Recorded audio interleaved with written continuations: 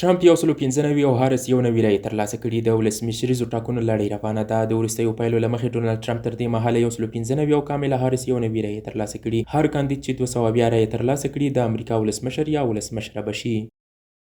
د ملګرو ملتونو د وګړو صندوق په یو اعلامیه کې ویلي چې په افغانستان کې هر 2 ساعتونو یوه مور د امیندوارۍ او زیږون په جریان کې د مخنیوي وړ لاملونو له امله خپل ژوند له لاسه ورکوي. دغه صندوق ټینګار کړی چې په کلیوالو سیمو کې د روغتیايي خدماتو محدود لاسرسی د میندو او ماشومانو لپاره لوی خطر دی.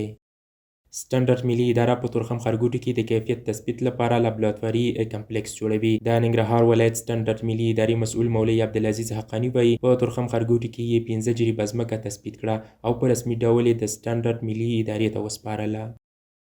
او په کندوز کې د دوو کورنیو ترمنځ اوږده دښمني په دوستۍ بدله شوه. د سرحدونو قومونو او قبایلو چارو وزارت وایي یادې دوه کورنۍ چې د کندوز ولایت د مرکز ناصري کلي اوسیدونکي دي ترمنځ یې 10 کلنه دښمني تېره ورځ د یوې ولسي غونډې په ترڅ کې په دوستۍ بدله شوه.